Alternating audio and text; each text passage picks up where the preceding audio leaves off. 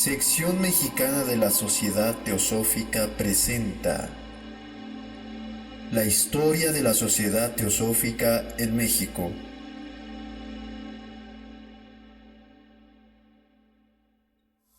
Año 1900. La Teosofía en México. Existen fundadas razones para suponer que poco tiempo después de que nuestros reverenciados hermanos mayores H. P. Blavatsky y el coronel Henry Steele Olcott en 1875 fundaron en Nueva York la Sociedad Teosófica, lanzando a la faz del mundo el trascendental mensaje de la teosofía. La literatura teosófica ya había traspuesto las fronteras de nuestra patria, pues hay antecedentes de que al principio del presente siglo ya tomaban parte en eventos de carácter filosófico muy eruditos y avanzados estudiantes de teosofía. Mediaba la década de 1909, en que el ambiente nacional era poco o nada propicio a la divulgación de doctrinas o ideologías avanzadas. El país estaba gobernado por una dictadura paternalista que negaba a la ciudadanía libertad para el libre ejercicio de sus derechos cívicos. La religión entonces imperante se mostraba intransigente para admitir el establecimiento y libre expresión de otros credos, y ejercía una influencia decisiva en la conciencia popular. Apenas si medraban precariamente algunas logias masónicas y centros espíritas que eran tolerados. Las logias masónicas porque a ellas pertenecían viejos caudillos de la época de la Reforma, compañeros de armas del dictador, y los centros espíritas porque se les consideraba reuniones de gente ilusa e inofensiva. En la metrópoli se guardaban las formas legales y se cubrían las apariencias administrativas, pero en la provincia la intolerancia religiosa se manifestaba intransigente y agresiva, pues se hostilizaba a los creyentes de otras sectas, pero de manera particular a los cristianos protestantes, cuyos templos y escuelas frecuentemente eran lapidadas por fanáticos romanistas, y como aquella intransigencia religiosa señalaba como hereje a quien no comulgaba con su credo, el ambiente nacional, como antes se apunta, era poco propicio al advenimiento de nuevas sectas e ideologías avanzadas. De 1904 a 1905 existió la reunión de un Congreso Nacional Espírita y fundación de la Logia Aura de la Sociedad Teosófica. Sin embargo, a pesar de que aquellas circunstancias adversas, los centros espíritas se habían multiplicado, aun cuando muchos de ellos, desvirtuando la pureza de sus principios, habían caído también en el fanatismo, en la chocarrería, el engaño y aún en la especulación, por lo que algunos de los centros serios que se esforzaban por mantener íntegra la esencia de sus doctrinas, con el propósito de depurar esas doctrinas de groseras mistificaciones, convocaron a la reunión de un Congreso Nacional, el cual se llevó a efecto por los años de 1905 a 1906 y que se reunió en el edificio del exconvento de San Agustín, ubicado en la esquina que forma las calles de Uruguay e Isabel la Católica. Para esa época ya existían contados estudiantes de teosofía, quienes buscando asociaciones afines donde difundir sus conocimientos, se habían afiliado a algunos centros espíritas, y al reunirse el mencionado congreso, algunos de ellos asistieron a él con el carácter de delegados. Reunida aquella asamblea, se dice que sus deliberaciones fueron muy enconadas, especialmente entre espíritas y estudiantes de teosofía, y que surgieron entre ellos profundas discrepancias de criterio en puntos de carácter doctrinario, y que aun cuando en las deliberaciones y votaciones numéricamente los teosofistas eran superados, moralmente resultaban victoriosos, pues sus tesis sobre principios fundamentales no pudieron ser categóricamente refutados. Como fruto de ese congreso, al finalizar sus labores, se constituyó la Federación Espírita de México, que unificó y congregó a la mayoría de los centros que profesaban ese credo,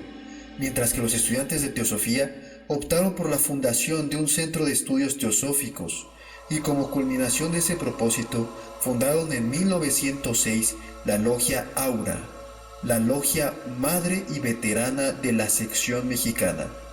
Fue su primer presidente el doctor don Juan Arriaga y su secretario el también doctor don Fernando Orozco Iberra, hijo del prestigiado historiador mexicano del mismo apellido.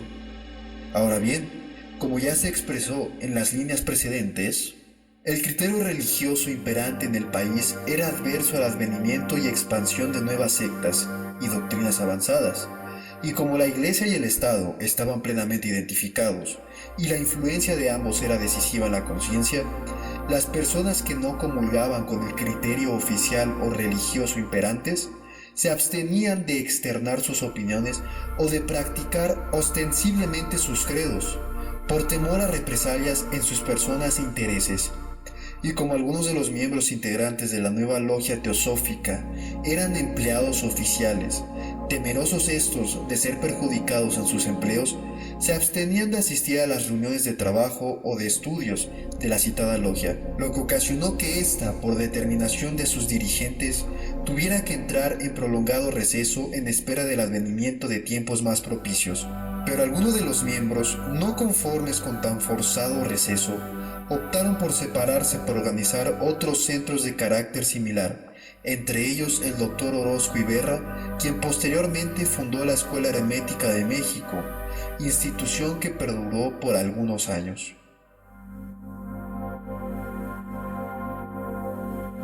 Un apóstol de la teosofía. Transcurrían los años de 1908 y 1909. Ya para entonces algunos privilegiados del destino habían tenido oportunidad de que llegara a sus manos la literatura teosófica, pero existíamos otros que no conformes con las pretendidas verdades de los dogmas religiosos, ni con las afirmaciones rotundas proclamadas por las llamadas ciencias exactas, e impulsados por nuestras inquietudes, hurgábamos aquí, allá y acullá, atisbando ansiosamente una luz que pudiera disipar nuestras dudas y dejara satisfechas nuestras conciencias, cuando felizmente sobrevino un suceso que recordamos como grata remembranza y que nunca olvidaremos quienes fuimos beneficiados con la venida a México de un teósofo eminente cuya actitud y labor extraordinarias contribuyeron mucho al conocimiento y difusión de la teosofía en nuestro país. Ese personaje singular lo fue el señor Don Emilio Calbayrac, francés de origen y acaudalado hombre de negocios que por tener importantes intereses en nuestra república y él radicado en Francia, frecuentemente venía a México, requerido por sus negocios. Pero el hecho de que este señor fuera extranjero y acaudalado no lo identificaba con la mayoría de sus congéneres ubicados en nuestro suelo, los cuales generalmente se ostentaban orgullosos y déspotas. Todo lo contrario, era un caballero de educación exquisita, amable, atento, franco y veraz, persona muy culta que se había educado e instruido en las mejores escuelas y universidades de su patria, y además muy versado en teosofía y filosofías orientalistas, por tanto completamente el reverso de los hombres de su categoría social y económicamente, pues a él lo distinguía un marcado espíritu de servicio que rayaba en la filantropía, ya que pudimos ser testigos de no pocos actos de desprendimiento suyos y de que nadie que acudiera a él en demanda de un servicio material o moral resultara defraudado. Ahora bien, cada vez que este singular personaje llegaba a nuestra capital, procedente de su país, traía consigo un voluminoso bagaje sobre literatura teosófica, los que distribuía generosamente entre las personas con quienes entraba en contacto,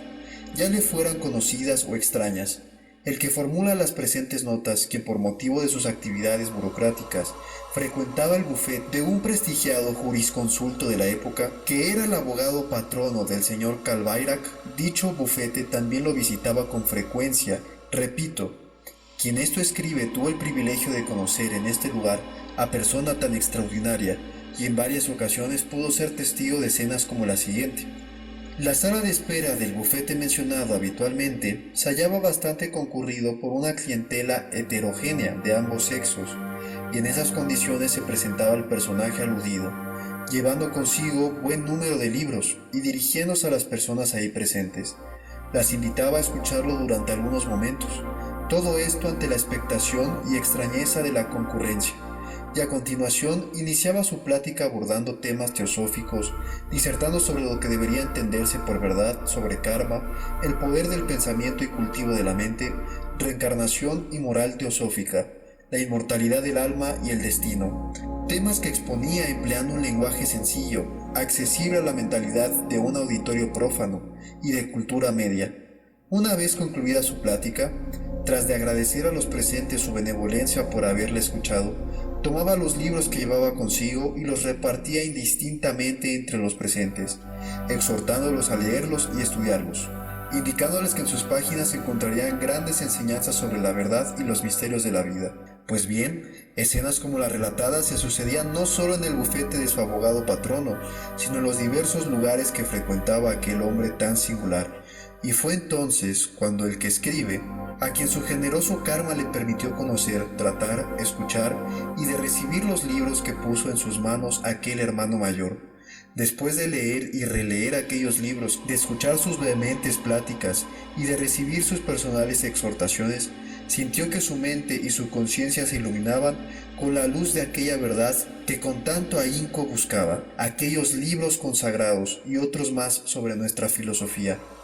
Y aun cuando cree haber leído suficiente, también reconoce que ha asimilado poco, pero que ese escaso conocimiento le ha servido para orientar el rumbo de su existencia y guiar sus pasos por los escabrosos senderos de la vida que todos habremos de recorrer. Por su apostólica labor en pro de la expansión de la teosofía en México, nuestra causa tiene contraída una deuda de alto reconocimiento con aquel espíritu superior que fue don Emilio Calbayrac. El autor, recordándolo siempre, le rinde tributo a su memoria con un sentido de su gratitud imperecedera. La Revolución de 1910 y la teosofía en México. Transcurrían los primeros meses de 1909 y se experimentaba en el ámbito nacional una creciente agitación política. El anciano presidente de la República, pretendiendo atraerse la simpatía popular y afianzar así su última reelección, concertó una entrevista con un reportero y periodista norteamericano, durante la cual declaró que el pueblo mexicano ya estaba apto para ejercer la democracia y que vería con agrado la formación de partidos políticos, por lo que la ciudadanía nacional, estimando esas declaraciones como hechas de buena fe, se organizó en partidos independientes, lanzando la candidatura de los señores Francisco I. Madero y Dr. Francisco Vázquez Gómez para presidente y vicepresidente de la República, respectivamente, enfrentándola a la oficial, Porfirio Díaz Ramón Corral. La pugna electoral fue intensa y llegado el momento de los comicios, la votación popular fue la arrolladora en favor de los candidatos independientes y ante tal resultado, la casta oficial privilegiada, alarmada y dándose cuenta de que sus intereses políticos y económicos peligraban y que su posición predominante por tantos años amenazaba derrumbarse, con anuencia del presidente puso en marcha toda la maquinaria político-administrativa y así se burló la voluntad popular, declarando triunfante la candidatura oficial. Airado el pueblo ante burla tan sangrienta, clamó justicia. La lucha fue breve, encabezado por su candidato triunfante, pues la fuerza de la opinión pública, más fuerte que la de las armas, se impuso y obligó al anciano presidente a renunciar, marchándose al exilio. Y ahora, con el triunfo de la revolución, advenía para el pueblo mexicano la libertad con todos sus dones. Libertad de creer y de pensar, de escribir y de abrazar cualquiera convicciones políticas, religiosas o filosóficas. Al advenimiento del régimen revolucionario se operó una profunda transformación en la conciencia nacional al influjo de corrientes libertarias que se difundían por todos los medios de expresión, la prensa, la literatura, la oratoria, los mítines, corrientes libertarias que afluían del exterior en publicaciones de toda índole o de viva voz, a través de conferencias o de arengas apasionadas de ideólogos, propulsores de nuevos principios y de doctrinas avanzadas. En suma, el pueblo se sentía poseído de una positiva euforia de libertad. Doña Belén de Zárraga y contacto entre los dispersos estudiantes de teosofía. Al amparo de esta nueva era de libertad, no tardaron en llegar del extranjero exponentes de ideologías contemporáneas, nuevas y avanzadas para nuestro medio, tanto de índole religiosa como social o política, sindicalistas, misioneros de nuevas sectas o líderes del sindicalismo laboral, destacándose entre ellos una mujer extraordinaria, conferencista eminente, quien con su elocuencia y su ideología libérrima contribuyó a crear un ambiente propicio a la manifestación de nuevas teorías y doctrinas para los estudiantes de teosofía, hasta entonces dispersos, a quienes les brindó la oportunidad de conocerse y ponerse en contacto. Aquella singular mujer se llamó Doña Belén de Zárraga, oriunda de España, quien se había impuesto la noble tarea de divulgar las excelencias del libre pensamiento. Al conocerse su presencia en México y la misión que traía, se le invitó a sustentar conferencias públicas, invitación que desde luego aceptó gustosa,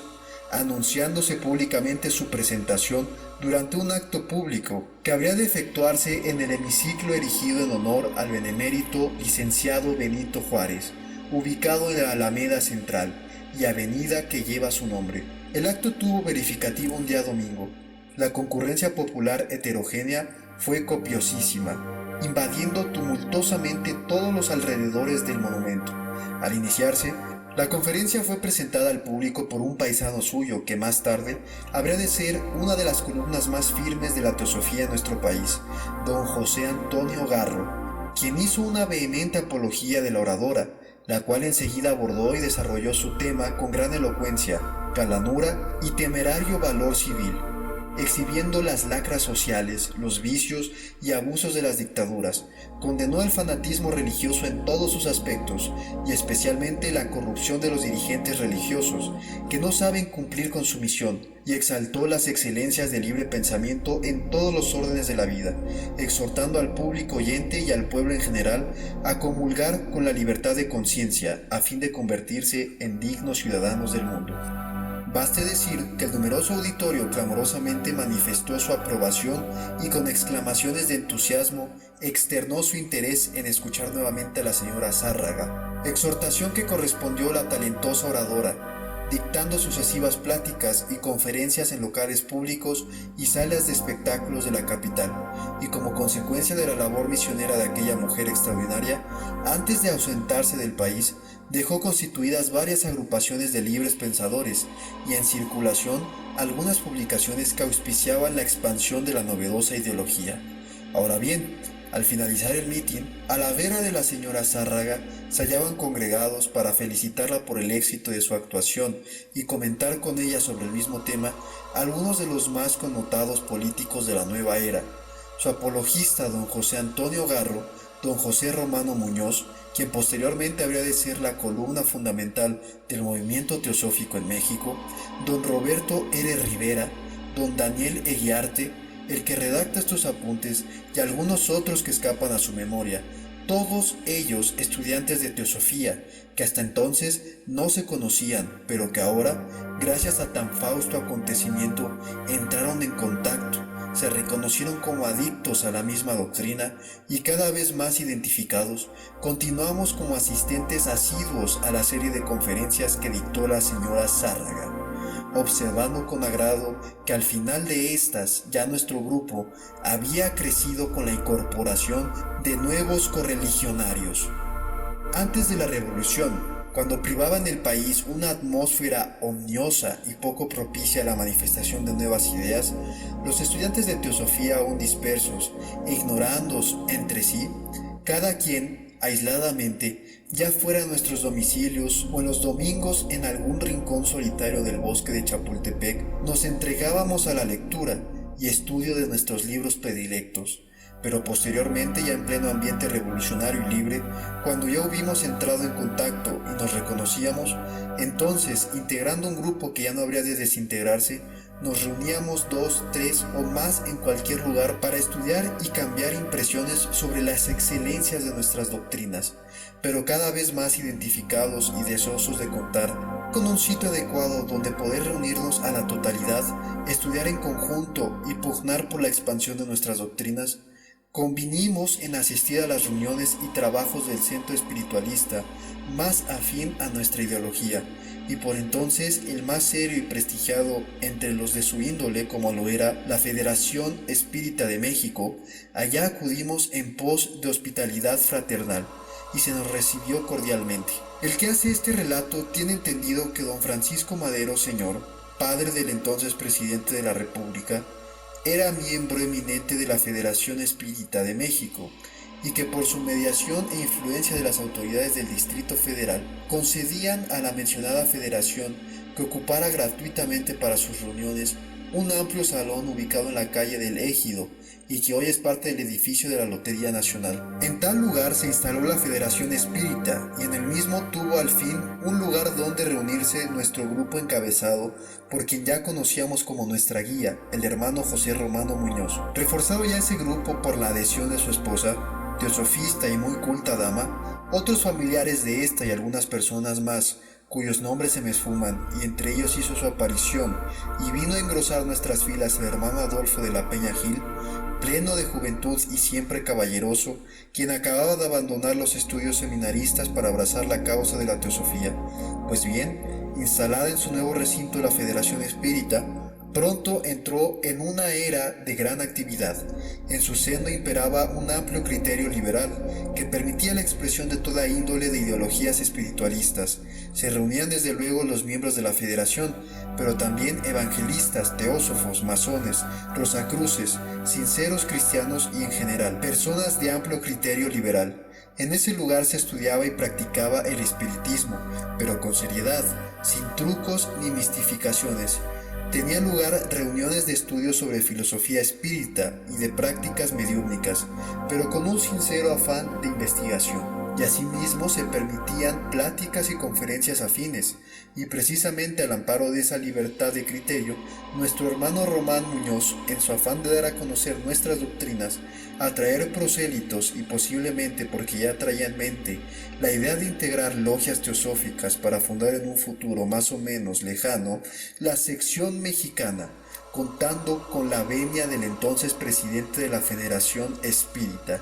que lo era el ciudadano nicaragüense don Rogelio Fernández Güell, organizó una activa e inteligente labor consistente en introducir a través de sus pláticas sobre espiritismo la terminología y enseñanzas teosóficas, haciendo cosa semejante en las sesiones mediúmnicas que dirigía y en la que era muy experto, así como de interesantes conferencias que él y su señora, también muy culta y erudita en nuestra filosofía, sustentaban ante el auditorio de la Federación y numeroso público prófano que asistía a las reuniones. El hermano Romano Muñoz opinaba que los creyentes espíritas son los mejor preparados para abrazar la teosofía, y de ahí su empeño en hacer prosélitos entre ellos. Y esa inteligente labor suya y la de sus colaboradores fue realizada con tanto éxito que ya había trascendido hasta los centros culturales de la capital por lo interesante de sus exposiciones, a grado tal que las noches en que él sustentaba sus pláticas, el salón de reuniones era insuficiente para alojar a la numerosa concurrencia que acudía a escucharlo, en gran parte integrada por estudiantes universitarios. Así se desarrollaba optimistamente esta labor, pero nuestro incipiente movimiento teosófico no habría de estar exento de tropiezos, obstáculos y sinsabores. La situación política del país se había tornado crítica, los enemigos del régimen, inconformes con su derrota y alentando la esperanza de recuperar su condición privilegiada, al amparo del exceso de libertad que se disfrutaba y la actitud profundamente humana y tolerante que caracterizaba al gobierno, no cesaban de conspirar abiertamente para tratar de derrocar al nuevo régimen, y así se llegó al sábado 8 de febrero de 1913. La noche de esa fecha, la Federación Espírita había organizado una velada litero-musical, como homenaje de afecto y gratitud en honor de don Francisco Madero padre, y de su distinguida esposa. La velada se vio muy concurrida, y terminó cerca de la medianoche. Concluido el acto, y al dirigirnos los asistentes a nuestros domicilios, nos extrañó contemplar a esas altas horas de la noche a grupos de individuos de la clase media que, simulando tertulias callejeras, se hallaban apostados en la avenida Juárez y esquinas de las calles de Bucareli, Valderas, Revillagigedo y Calle Nueva, hoy Luis Moya. Grupos de individuos que no eran otros que los conjurados para la rebelión del domingo 9, fecha en que estalló la llamada Decena Trágica, y quienes esperaban el momento oportuno de posesionarse de la ciudadela, lo que ocurrió pocas horas después, ya que al amanecer del domingo 9, la capital de la República se conmovió al saber que había estallado la rebelión. Siguieron días aciagos, se luchaba furiosamente en el corazón de la metrópoli, todos los habitantes permanecieron dentro de sus hogares hasta el día 20, en que, como reguero de pólvora, corrió la noticia de que había cesado la lucha, y que, mediante un cuartelazo, habían sido dispuestos de sus cargos los primeros mandatarios del país, quienes 2 días después fueron mandados a asesinar ignominiosamente por el usurpador. Pasados los momentos de estupor, pánico e incertidumbre, se reanudaron las actividades citadinas. Nosotros, los integrantes del grupo de estudiantes de Teosofía, sigilosamente nos fuimos acercando a la sede de la Federación Espírita. Todo ahí era desolación. El presidente, señor Fernández Buell, con los pocos que nos hallábamos presentes, comentaba con escepticismo los últimos acontecimientos. En los días subsiguientes, la asistencia de miembros de la Federación fue aumentando, así como de miembros de nuestros grupos, y en una de tantas reuniones informales se tomó la determinación de reanudar las actividades en la forma en que se habían venido desarrollando antes de los trágicos acontecimientos, y así se hizo. Pero no transcurrió mucho tiempo cuando se denunció a la Federación como un centro de conspiración y de actividades subversivas contra el nuevo gobierno, acusación completamente falsa, pero con ese pretexto las autoridades mandaron a clausurar el local. Rescate de la logia Aura.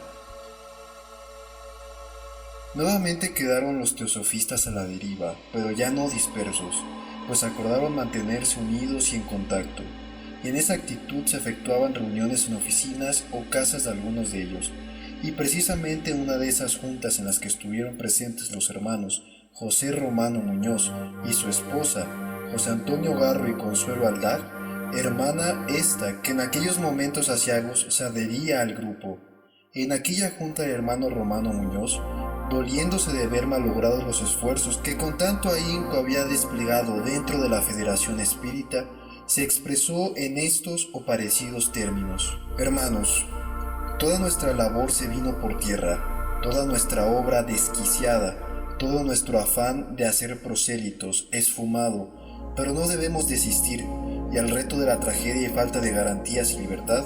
debemos reaccionar, volviendo a nuestra labor, pero ostensible y abiertamente por la teosofía, organizando y fundando logias. Ante esta exhortación del hermano Romano Muñoz, alguien mencionó que existía la logia Aura, la cual se hallaba en receso por los motivos ya expuestos anteriormente, y entonces acordó que los ahí presentes se entrevistasen con la presidenta de la logia, doctora doña Lucía Carrasco, y pedirle que pusiera dicha logia en actividad o, en su defecto, que la pusiera en manos de ellos. Ya el grupo ante la señora doctora Carrasco, esta manifestó que ella y los demás miembros de la logia no estaban en aptitud de ponerla en actividad, pero que no tenían inconveniente en entregarla a los solicitantes, y conformes todos en tal parecer, la mencionada señora, en su calidad de presidenta de la logia, citó a sesión a los integrantes de la misma. Se cumplió el trámite de otorgar ingreso como nuevos miembros al hermano Romano Muñoz y a sus acompañantes. Los integrantes de la mesa directiva presentaron su renuncia, y procediéndose a la elección de nuevos directivos, resultaron electos la hermana Consuelo R. de Aldag para presidente, y los hermanos José Antonio Garro y José Romano Muñoz para secretario e instructor, respectivamente. Con posteridad, los antiguos miembros de la logia Aura se separaron de ella para construir otra que llevó por nombre Amor. Por fin, una vez rescatada la logia Aura, ya tenían los estudiantes de teosofía un centro propio donde reunirse, estudiar y trabajar abiertamente por nuestra causa. A partir de ese momento todo fue euforia espiritual. Se soñaba y proyectaba un futuro venturoso para nuestro movimiento. Se buscó local para instalar la logia y se encontró uno apropiado en el edificio número 53 de las calles de Tacuba de esta capital. Se mandó a confeccionar un mobiliario, se tradujo del inglés y se mandó a imprimir la obra del señor Charles Webster Leadbeater, un libro de texto de teosofía, que se adoptó para el primer ciclo de estudios. Ya para entonces la logia se había fortalecido con el ingreso de nuevos miembros: los hermanos Enrique Guzmán, Guillermo Werner, Josefa Díaz de Obeso, miembro fundador de la logia, hermanas Luz y Esperanza Balmaceda, profesora Soledad Rivera y otros más que escapan a la memoria del que escribe. La teosofía y los acontecimientos políticos. Fundación de la logia Apolonio de Tiana, 1915. Una vez más, el proceso de desarrollo de nuestro movimiento teosófico habría de verse frenado por los acontecimientos políticos nacionales. A mediados de 1913 y principios de 1914, la situación política nacional era tensa. Inmediatamente después del triunfo del cuartelazo militar de febrero, el gobernador constitucional de Coahuila, don Venustiano Carranza, enarbolando la bandera de la legalidad, convocó al pueblo a lanzarse a la lucha armada para restablecer el orden constitucional, y rápidamente se organizaron las huestes constitucionalistas, enfrentándose resueltamente al ejército de la usurpación. El ambiente nacional se fue tornando trágico y ominoso. La opinión pública evidentemente era favorable a la insurgencia legalista y al gobierno del usurpador. Impotente y desesperado, en todas partes y en todas las reuniones de personas creía descubrir conspiradores en su contra. Los estudiantes de teosofía, no por mera coincidencia, sino como una consecuencia lógica de su criterio y de amantes de la verdad y la libertad, por convicción, la mayoría de ellos se había identificado desde 1910 con el movimiento de la Revolución Mexicana, y después del cuartelazo consecuentemente con la insurgencia legalista, encabezado por el señor Carranza, y por esa calidad política nuestra y la circunstancia de que el gobierno usurpador en toda congregación de personas pretendía descubrir conspiradores, las actividades de la logia ahora se efectuaban muy íntima y cautelosamente, asistiendo a las reuniones únicamente los miembros de ella, cuidando de que personas extrañas pudieran asistir y que malinterpretando ingenua o dolorosamente la índole de nuestras reuniones, pudieran ocasionarnos algún perjuicio, como ya había acontecido con la Federación Espírita, a quien por supuestas conspiraciones le fue clausurado su local. Actuando en esa forma, nos mantuvimos expectantes de la contienda fratricida. Esta fue cruenta y las huestes legalistas, además de la pericia de sus jefes, contaban en su favor con las fuerzas irresistibles de la opinión pública, las cuales fueron vencidas las fuerzas de la usurpación,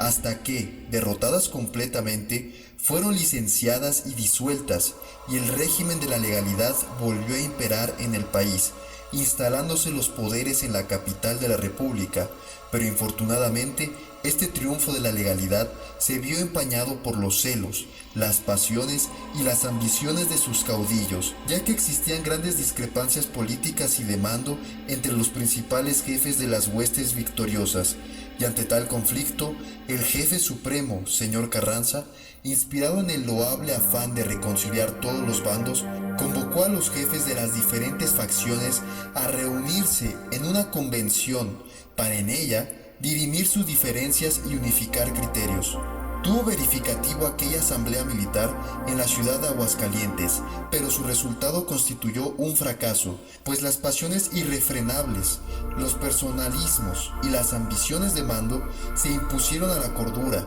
y sobrevino nuevamente la contienda armada militar, esta vez más feroz que la anterior, pues ahora el choque tenía lugar entre tropas, ambas muy fogueadas y aguerridas. La lucha se reanudó con furia en toda la extensión del país, y debido a las alternativas de la contienda, el señor Carranza se vio precisado a abandonar la capital de la República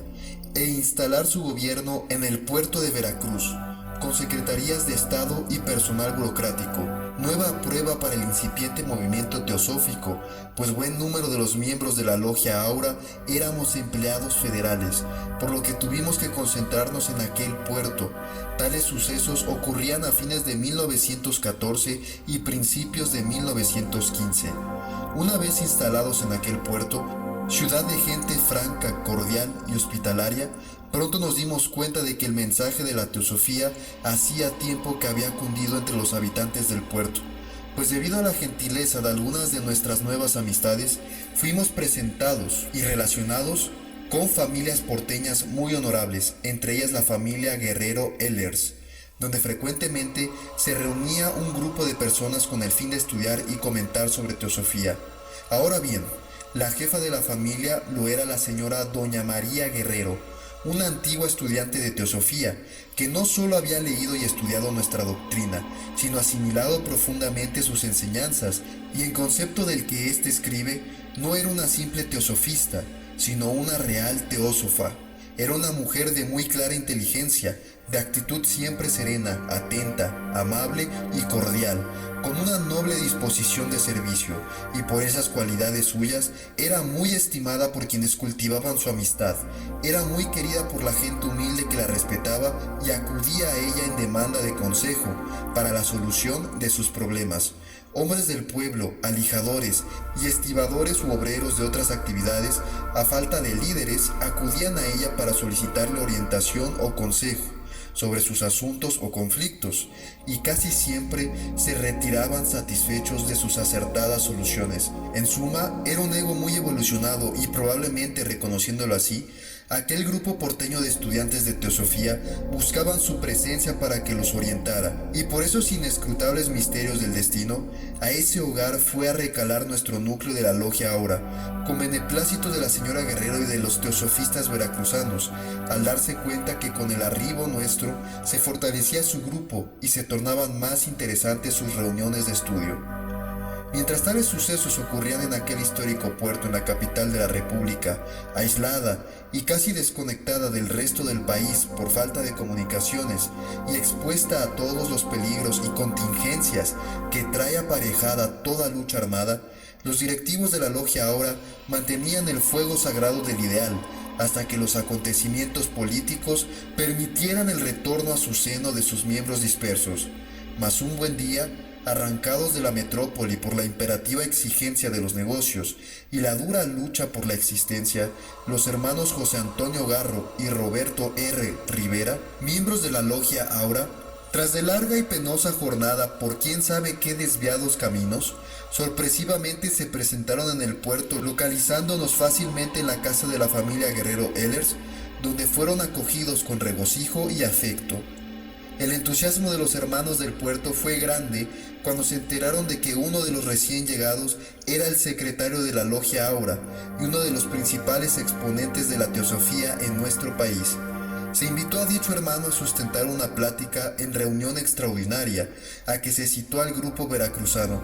Tal grupo ya estaba maduro para constituirse en logia, solo faltaba la oportunidad para efectuarlo, y ésta se presentó, y en ella el hermano Garro, con la vehemencia del lenguaje que le era peculiar y sus profundos conocimientos teosóficos, nos ilustró con una verdadera cátedra sobre la materia y orientando a aquel grupo de hermanos del puerto, estudiantes de teosofía, acerca de la forma de constituirse en logia, exhortándolos a efectuarlo desde luego, ya que se aprovecharía la presencia en la ciudad de miembros activos de la sociedad teosófica que podrían apadrinarlos, exhortación que fue acogida con beneplácito por los hermanos porteños. En ambiente tan propicio se procedió a la integración de la logia. Desde luego se trató sobre el nombre que habría de llevar, y después de escuchar y tomar en cuenta algunas sugestiones formuladas por varios de los presentes, se optó por el de Apolonio de Tiana, propuesto por el hermano Garro. Se levantó el acta respectiva, se firmaron las solicitudes de ingreso de miembros constituyentes, las que firmamos como testigos los miembros activos de la Sociedad Teosófica, ahí presentes. Se nombró la mesa directiva de la flamante y nueva logia y llenados todos los requisitos, la documentación quedó lista para ser remitida a la Secretaría General de la Sección Cubana, de la cual dependían entonces las logias de nuestro país. Así quedó constituida el año de 1915 la Logia de Apolonio de Tiana, actualmente una de las veteranas de nuestra sección. Mientras tanto, la lucha armada había continuado sin tregua a través de todo el territorio nacional, hasta agosto del mismo año,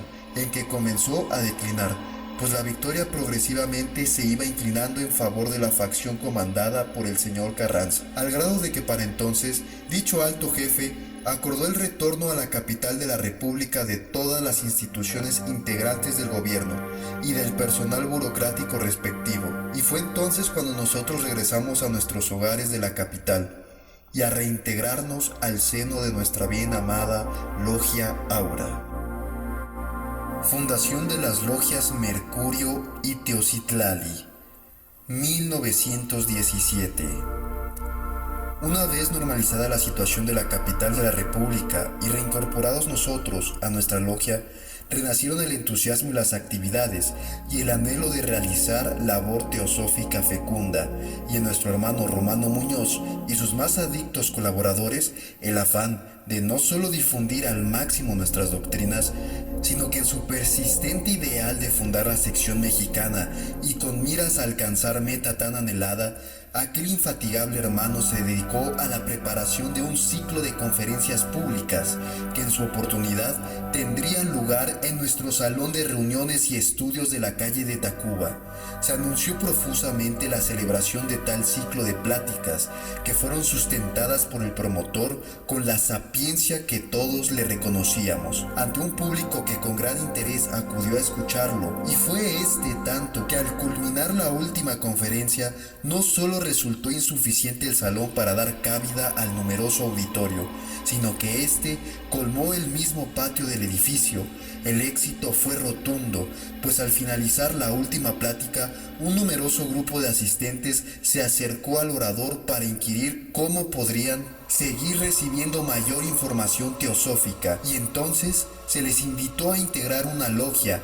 idea que acogieron con beneplácito los interesados, y así fue como después de reuniones posteriores quedó debidamente constituida la Logia Mercurio, otra de las actuales veteranas de nuestra sección, logia que desde su fundación en 1917 ha dado impulso y prestigio al movimiento teosófico mexicano. A ella ingresaron algunos hermanos que fueron integrantes de la Federación Espírita. El multimencionado hermano Romano Muñoz, satisfecho de su labor y cada vez optimista y entusiasta en su indeclinable propósito de fundar la sección mexicana, en una de tantas reuniones en la que se trataba con calor el punto, se dirigió al que mal pergueña estas notas diciéndole: Hermano Veláez, necesitamos contar con las 7 logias que se requieren para constituir nuestra sección. ¿Pudieras encargarte de integrar otra? La respuesta del aludido fue afirmativa, y desde luego pusimos manos a la obra. Permanecíamos en contacto los integrantes de un grupo que habíamos pertenecido a la extinta Escuela Hermética de México, y en esta ocasión los invité a constituir una logia teosófica, invitación que gustosamente aceptaron. Se cumplieron todos los requisitos reglamentarios y quedó constituida la logia Teocitlali, en náhuatl Estrella de Dios o Estrella Divina, nombre que adoptamos como homenaje de admiración y reverencia a nuestros gloriosos ancestros nahuas. Nacimiento de la Logia Asirio y fundación de la sección mexicana de la Sociedad Teosófica. Poco tiempo después de fundada la Logia Aura, se habían constituido en Mérida las Mayab y Samna, las que, en unión de Aura, Apolonio de Tiana, Mercurio y Teocitlali, sumaban 6 logias, únicamente faltando otra para poder constituir la sección, y fue entonces que el infatigable hermano Romano Muñoz se echó a cuestas la tarea de preparar y dictar otras series de conferencias, procurando que tal evento tuviera verificativo en un sitio público y más amplio que nuestro salón de estudios. Y para tal efecto se gestionó y obtuvo que las pláticas se dictaran en el local que entonces ocupaba la Casa Alemana de Música, ubicada en la esquina de las calles de San Juan de Letrán y la ahora calle Artículo 123. Fue grande el interés público por asistir a esta serie de pláticas al conocerse la calidad del sustentante, y fue tan numeroso el auditorio que acudió a escucharlo, que el amplio local que ocupaba aquella conocida institución resultó también insuficiente para dar cómodo cupo a la concurrencia, en la cual pudieron contarse a connotados personajes de la política, a reputados hombres de letras y de negocios. Y semejantemente a lo ocurrido en la anterior serie de conferencias, también ahora, al finalizar la última, numerosos asistentes se acercaron al estrado, manifestando su interés por conocer más acerca de los temas tratados, lo que dio ocasión a que se les invitara a integrar un centro de estudios, invitación acogida con agrado, y un grupo de los más interesados, después de efectuar varias reuniones y pláticas, y asesorados por nuestros dirigentes, constituyeron la Logia Sirio, logia vigorosa desde su nacimiento, y que posteriormente dio mucho lustre y prestancia a nuestra sección, logia que alojó en su seno a verdaderas luminarias de nuestra sociedad, tales como el licenciado Agustín Garza Galindo, culto y talentoso abogado, la señora Guadalupe G. de Josef, dama de extraordinario talento y fogosa oradora, el doctor Agustín Servín de la Mora, conferencista notable e infatigable servidor, las profesoras Elena, Sara y Noemi Salinas, unas genuinas damas de mucha calidad intelectual y otras personas más de la misma índole. Ahora bien, con la constitución de la Logia Sirio se contaba ya con el número requerido para poder licitar la patente constitutiva de la sección y para convertir en realidad este anhelo tan soñado. Los hermanos Romano Muñoz, Garro, Consuelo Aldag y el resto del grupo organizador, todos plenos de entusiasmo, procedieron a realizar las gestiones respectivas para cumplir con todas las formalidades y trámites reglamentarios. Todo esto por conducto de la sección cubana de la cual dependíamos, y una vez obtenida la venia de nuestra sede en Adyar, el 12 de noviembre de 1912, se declaró constituida la sección mexicana de la Sociedad Teosófica, siendo el mismo señor don Rafael de Alvear, secretario general de la sección cubana, quien personalmente se trasladó a la capital de nuestro país a proclamar constituida nuestra sección y hacerle entrega de su patente respectiva, habiendo sido electo y declarado como su primer secretario general el licenciado Agustín Garza Galindo. Quedó al fin cristalizado el ideal por tantos años soñado por el hermano José Romano Muñoz, y quienes con él compartíamos el mismo anhelo. Nuestra flamante sección, puesta en manos doctas, inició un periodo de franco desarrollo. Se experimentó un sensible aumento de integrantes de las logias. En varios estados del país se constituyeron otras. Se creó y editó una revista órgano de la sección México Teosófico, que perduró por muchos años, contribuyendo con su contenido selecto a la difusión de la teosofía por todos los lares de la patria. Con la fundación de nuestra sección, la antigua sabiduría había plantado en tierras de la náhuac un nuevo faro desde el cual pudiera proyectar la luz de la verdad por todos los confines de nuestro territorio y del mundo. Nuestra sección se inició en una vida nueva plena de optimismo y con anhelos de trabajar fecundamente, y para tal efecto se integró en todo lo relativo a su régimen interior. Su Consejo Nacional actuaba con toda regularidad. Este redactó el reglamento de la sección. Se establecieron relaciones cordiales con nuestra sede internacional, ubicada en Adyar, India, y relaciones fraternales con las secciones extranjeras. Las logias urbanas trabajaban con entusiasmo y regularidad. La armonía entre ellas era evidente. Se organizaban conferencias y veladas de carácter cultural y literario musical. Se integraban grupos autodidactas de estudio y grupos de meditación. Frecuentemente se organizaban excursiones campestres durante las cuales improvisaban eventos deportivos. Flotaba en el ambiente un sincero deseo de fraternizar, y todo revelaba la impresión de un sano y juvenil crecimiento de nuestra organización. Y resultaría prolijo relatar las múltiples facetas de la vida en desarrollo de nuestra flameante institución, en plena euforia espiritual, que caracterizó la primera década de su existencia. Baste manifestar que en ese lapso se desenvolvió aceleradamente, se consolidó y realizó óptima labor en todos los órdenes de las actividades teosóficas.